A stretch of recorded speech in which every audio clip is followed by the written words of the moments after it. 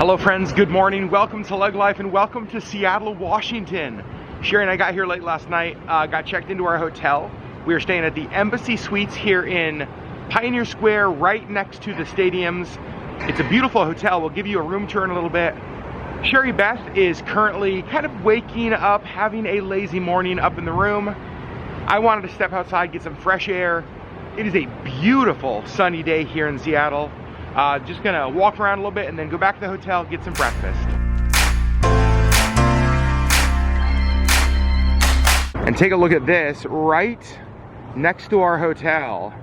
I'm gonna zoom in. There is the stadium for the Seattle Seahawks. And as a Seahawks fan, I can't imagine a better location than where we are staying. And then right the other direction, as I turn around, you can see Smith Tower right there in Pioneer Square. It's that kind of famous white building right there in the middle. Now we have a number of hours here in Seattle today.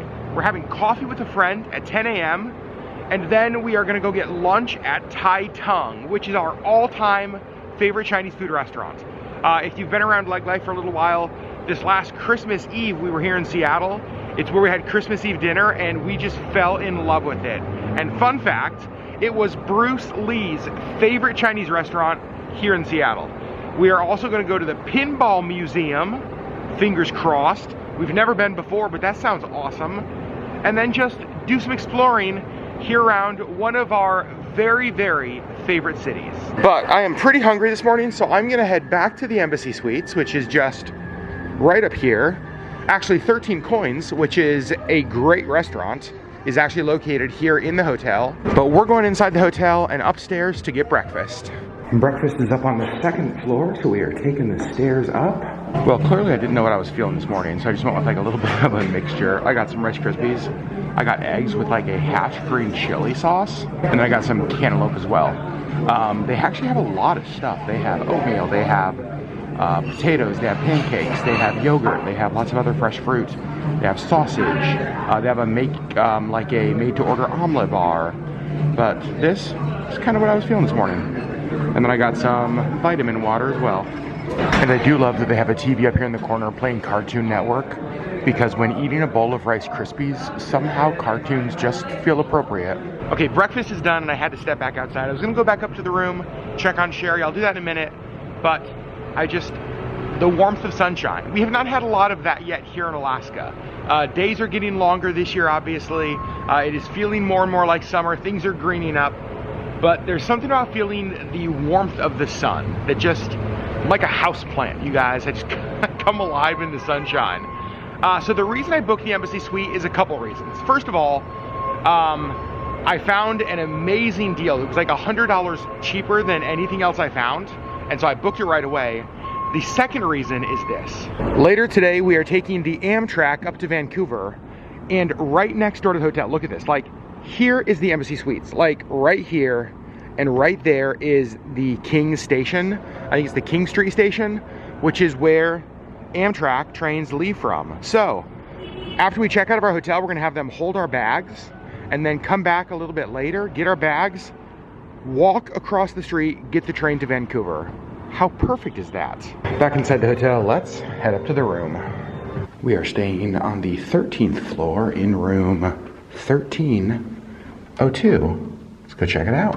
All right, so here's the first look at our room. Look, there goes Sherri. Bye, Sherri. We'll say hi to her in a second. So when you first walk in, I will say one thing we've noticed, it is a little bit dark in here. They have lamps and stuff, but there's not like ceiling lights that would really help brighten the space up. But this room is really, really nice.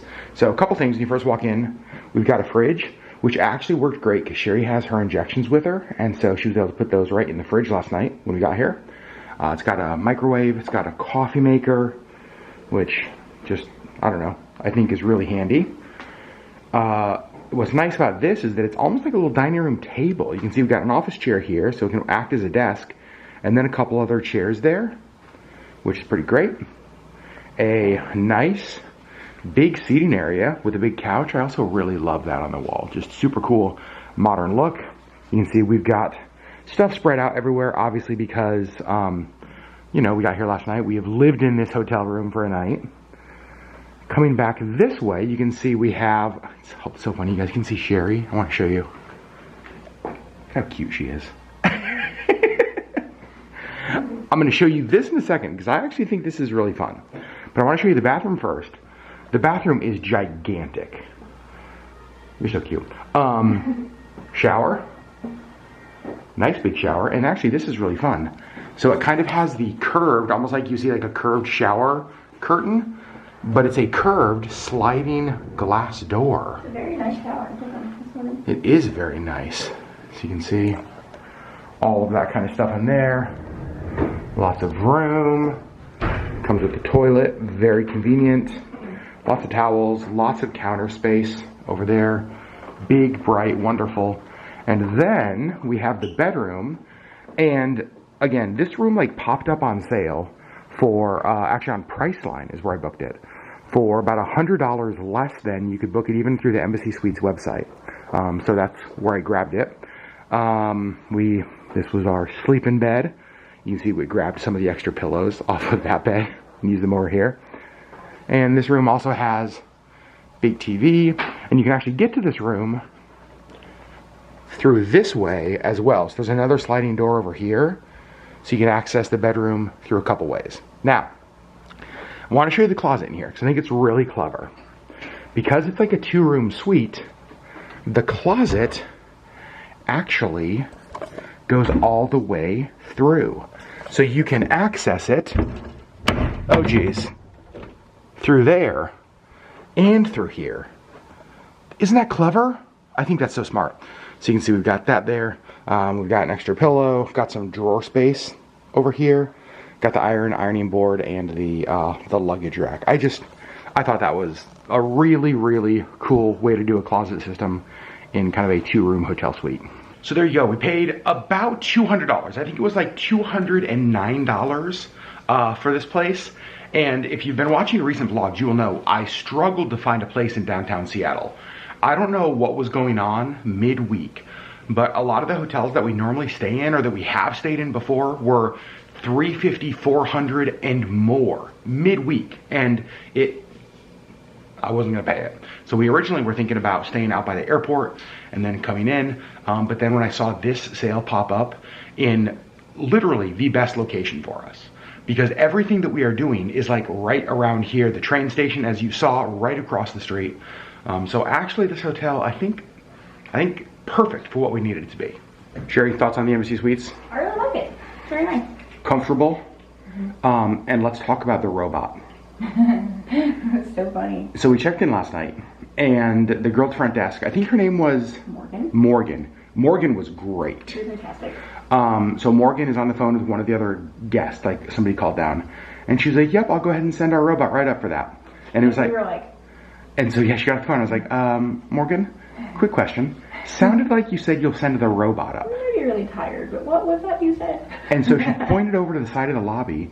They have this little robot who actually, like the graphics on it have like a little bow tie. It looks like a little concierge. Yeah. And anything a guest needs, like maybe it's a pillow, maybe it's like extra shampoo, that kind of stuff. Right. They can put inside the robot, program the room number, it gets in the elevator, and it shows up at your door. So she said she has to like warn people that like the robot's coming. Because it's not a real person. Right. A robot shows up at your door. Oh my gosh. What? So funny. We live in the future. Yeah. Since the Amtrak station's right across the street, I ran over and grabbed some baggage tags to put on our luggage so that is done. We don't have to do that later. So we have left our room. We're actually going to meet a good friend of ours for coffee this morning. We're going to a coffee shop that is only like a block away from our hotel called Zeitgeist Coffee. I think it should be right up here on the next corner. This looks like us. Here is the inside of Zeitgeist. Very cool spot. All right, coffee is done. Zeitgeist coffee is amazing. Good. It was also so good to see our friend. Sat there for like an hour and a half and chatted. Yep. And now we are going right across the street because our next stop is the National Park Service Klondike Gold Rush Museum. I'm actually excited for this. So we went to a Klondike Gold Rush Museum in Skagway, Alaska. Yep. On one of our trips there. Now we're going to the one here in Seattle. The museum is completely free, which I think is super cool. When you first walk in, you can see they have like a welcome desk there. And then we're gonna start going this way. This is cool. These 80 replica gold bars represent 1 ton of gold. This is, at least it looks like a pretty big space. Look at that, it actually has stairs that go down as well. You can see different newspapers with headlines. There's the Tacoma Daily News, Klondike Fever, the Seattle Daily Times, Klondike Wonderland. Seattle opens the gate to Klondike Goldfields. But then it's also other papers, like they have the Chicago Sunday Tribune. Ship gold by tons. The New York Times over here, Wealth of the Klondike. Just kind of showing, oh yeah, San Francisco. Chronicle down here, freezing and famine. Gosh. Pretty cool. Typical price for a trip by steamer to Dai, which is actually right by Skagway, in 1898 was $25, the equivalent of $550. Look at that, and then like an old advertisement for that. Spelling of Skagway. Oh yeah, S-K-A-G-U-A-Y. Interesting. And Klondike, K-L-O-N-D-Y-K-E. One of the things that I've always been fascinated by when it comes to the Klondike Gold Rush is the amount of supplies that people had to bring with them. So, Palmer Brothers General Outfitters, get your Klondike gear here. Look at the supplies for 1 year. 150 pounds of bacon, 400 pounds of flour, obviously lots of food stuff, but then there's like 1 heavy Mackinac coat, 2 pairs of heavy Mackinac trousers, 2 heavy overshirts. I like that they're bringing 150 pounds of bacon and 2 heavy shirts. There's some smelly folks, tell you that right now. But they did bring coffee. Minding the miners. One of the things that we actually learned in Skagway was how most of the people who actually got rich during the Klondike Gold Rush were not people who got rich off of gold. They were people who got rich off of the miners. Because all of the miners had to bring so many supplies, there was such industry built up around all of these people who had gold fever that a lot of people got rich off of the miners when most of the miners themselves did not get rich. Some spent as much as $1,000 for supplies and transportation. That would be $22,000 in 2005 amount. So profitable was the Klondike trade that by 1900, the amount of money changing hands daily in Seattle had quadrupled. I do like that they have a whiteboard here where they actually show you what today's gold price was. Hey, these are cute. We asked people to draw a national park. And then we asked people to draw a ranger. Okay, Sherri, can you spot the odd ranger out? Oh, wait. The Ford Ranger. Okay, very clever. And then we asked people to draw a landscape. And you will notice 0 Ford Rangers in this landscape. And of course, they do have a gift shop here as well with lots of books, lots of kind of the typical items you would expect. They have the National Park passport book, which we have at home. And of course, we forgot to bring because we always forget to pack this with us. Sure, I need this. Do you? It's a Sasquatch puppet, of course I do. Okay. Got a couple things at the gift shop. We got a stamp for our National Parks passport book. We got some actual stamps, and we got a postcard to send to a friend. I'm not sure we have ever actually remembered to bring our National Parks passport book with us. No, we were laying in bed last night, or we were, I don't remember, somewhere, and you were like, you know, we forgot? Our passport book. Passport book, and I was like, dang it. And I think that is going to end our time here at the National Park Museum. We are heading back to our hotel now because we're going to pack up our suitcases in our room and we are going to check out, but the hotel is actually going to store our bags until we need them to go to the train later tonight, and we're going to go walk around some more. We just checked out, but I wanted to show you guys. This is the robot.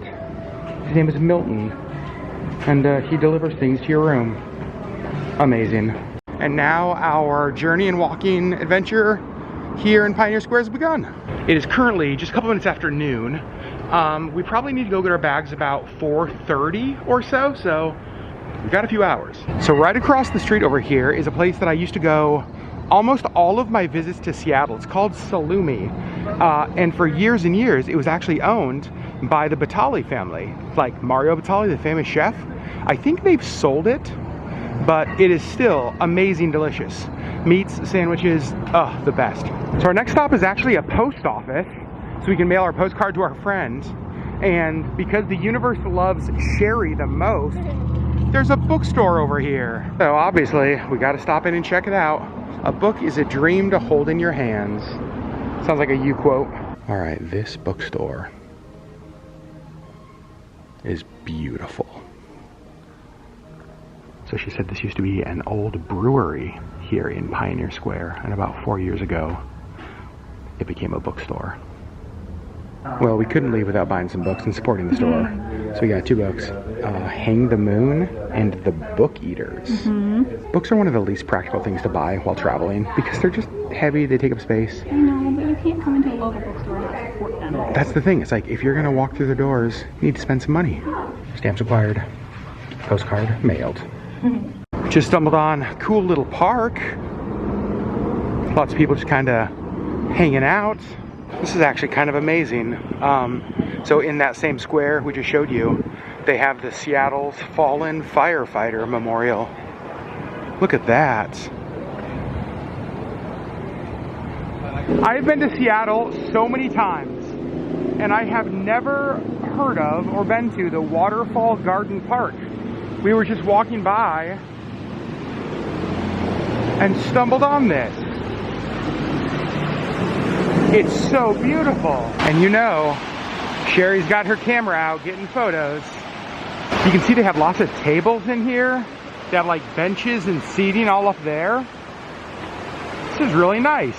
So this is interesting. The Waterfall Garden Park signage says the birthplace of UPS. And we were like, wait a second, like the shipping company? And then over here is a sign that says celebrating 100 years of service. To celebrate the 100th anniversary of UPS, employees gathered here at the company's birthplace to honor, celebrate, and reaffirm UPS's commitment to serving communities around the world. And now the birthplace of UPS is this beautiful space. That's pretty cool. As we're walking to the International District, we're passing King Street Station, and that building right there, that's the Embassy Suites. That's where we stayed. But we are going this way. Well, we've made it to the International District and Chinatown, and you can see dragons on the light poles, which are so cool. And here's the gated entrance to Seattle's Chinatown. The Seattle Pinball Museum we're going to is right there. However, it is 1 o'clock, and I think we're gonna get lunch first. And lunch is right here at Tai Tung. Ever since Christmas Eve, we have wanted to come back here. You can see they got the Bruce Lee paint scene outside, the dragon. Oh, I'm so happy to be back here. Sherri was commenting when we walked in, a little bit less crazy than when we were here on Christmas Eve. A little bit, it was insane on Christmas Eve. It was like an hour wait, there were people packed everywhere. It was just crazy. But we are very excited to have this again. We started with the thing that we've been dreaming of the most. The barbecue pork appetizer. It is, and I think we said this on our vlog on Christmas Eve when we were here. I've never had barbecue pork like this. No, it's so good. Barbecue pork, I feel like, is usually kind of dry, a little bit tasteless, and so you kind of add like sauces in them. This is so not dry, and oh my god, it's so good. It was the kind of thing that when we had this, it was like, oh, that's what it's supposed to taste like. And it's like, oh wait, that's what it's supposed to be like. All right, we're gonna dive in. And we learned our lesson last time, because I think on Christmas Eve we ordered multiple entrees. There is no need, because we are gonna be able to split one order of the pineapple chicken and the appetizer and a giant bowl of rice and be more than full. All right, so we did okay. We finished the barbecue pork, obviously. We finished most of the chicken, all of the pineapple, and very little of the rice. But it was amazing. All right, the time has arrived to be junior hires. We've talked about this in past videos. What you gotta do, get your fortune cookie. You open it up, you read your fortune, and you add the words "in bed" to the end. Because I am a 12-year-old boy at heart. Sherri. Okay, Sherri's reading hers. See, that's when you know it's gonna be a good one. That's when you know it's gonna be a good one. What does it say? I'm not adding the in bed. What? But it says your positive attitude this month will improve your present problem. In bed. It was my turn. Oh boy. We will get to the fortune cookie in a second. The fortune first. You will soon be going on a fun road trip with friends or family. We don't need to add that. It's just shut up. Lunch is done and we have made it to the Seattle Pinball Museum. It is, let's see, $23 per adult. Includes all gameplay. And there's 2 floors of pinball history. Let's go check it out. We are starting upstairs. As you can see, there's a view down below. And what I love is on each machine, there's actually a placard up top. So you can see this is the KISS machine from 1979, 78, 76. So the machines themselves are in chronological order. I'm for sure playing Close Encounters of the Third Kind. Look at how cute Sherri is over there playing Miss Pac-Man. Look at how amazing the Captain Fantastic, the Elton John pinball machine is. All right, Sherri, you are so cute. Are you having fun?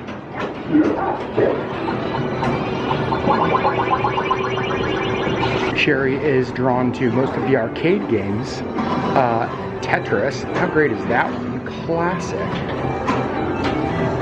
And I have no clue what this game is. Surface to Air Missile Interceptor? But you know we're playing it.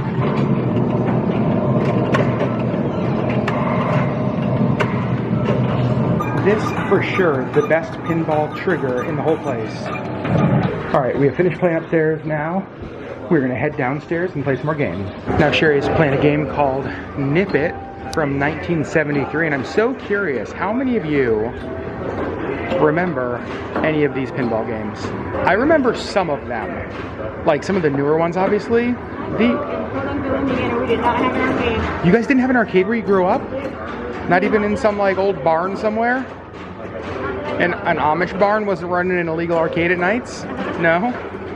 Now Sherri's playing the Stranger Things game. Oh, the Demogorgon. Whoa. Come on, Sherri, beat it. Okay, so I just played the Stranger Things pinball game as well. That is my favorite one so far. Sherri is playing Bobo from 1961. And one of the things that we were talking about was with these older machines, the noise it makes. Just listen, that ding is just so perfect. Guys, I got high score number 5. Today's number 1 high score. What? On The Godfather. AJL, Adam Joseph Legg. How about that? Oh, that's me. Okay, that's hilarious. So we are done at the Seattle Pinball Museum. We figured being one of the high scores is a good way to end the day. Mm-hmm. Did you have fun? I had a lot of fun. That was super fun to do. Not that expensive. I was gonna say, my thought originally was actually, ooh, kind of spendy, like 23 bucks. But we played a ton of games. Like more than $23 worth. We just had them. Absolutely. We were there for probably an hour plus. We got more than $23 of fun. We absolutely got more than $23 fun. That place is, that's a hidden gem. Yeah. All right, so Sherri actually wants to sit and read some. We just got back to our hotel. She's hanging out in the lobby with her books and relaxation, and she is, well, honestly, she's happy as a clam, which is a phrase that has confused me for a long time because I never thought of clams as necessarily happy things, but I digress. And while she is hanging out, well, there's a place right over here I just wanted to go stop into. The Game Day Sports Shop. I just need to swing in. Well, some cool things. The problem is our suitcases are already pretty full, so not bringing home anything new today. But I did enjoy looking. Dun dun dun dun dun. Super Kim. It's so stupid, but I saw the name. I had to do it. All right, so I came back to the hotel, and Sherri's just been hanging out here, relaxing. Let me show you. Asleep. 100% asleep in the lobby of our hotel. So our day in Seattle is coming to an end. Mm-hmm. You woke up though. You're feeling pretty sleepy. Very sleepy. Yep. Yeah, we didn't get a ton of sleep last night. Mm-hmm. And then had kind of a busy day today, but it was a good day in Seattle. It was a very good day. Yep. Got to do some new things, went to a new bookstore, went to the Pinball Museum we'd never been to before, went back to Tai Tung, had coffee with a friend, just walked around a bunch. It was nice to be in the sunshine. Yeah. So we knew that we weren't going to have a ton of time in Seattle, but we wanted to at least do a few things, and we did. Check. So here's what you guys are going to see next. On the next video, we're actually going to start, honestly, probably in this exact same place. because what we're going to do from here is we're going to get our bags from our hotel. We're going to walk across the street to the train station, and we want to show you the entire, basically the Cascades trip from Seattle to Vancouver on the Amtrak on the train. Show you the hotel we're staying at in Vancouver, and then tomorrow we get on board our Seabourn cruise. Yeah. Do you think there will be anybody else on our Seabourn, on our ultra luxury cruise, that spent their day in Seattle going to the Pinball Museum? Probably not. We are a unique couple, you guys. So friends, thanks for hanging out with us on sort of like a half day in Seattle. But it is just proof that no matter how much time you have in this city, there's always stuff to do. It's always a great place to explore. There's always good bookstores. There's always good bookstores. There's always good coffee. There's always good food. And it's some of the reasons that we absolutely love this city. So thanks for hanging out with us today on our half day in Seattle. And we will see you on the next LeggLife video that will probably start right here.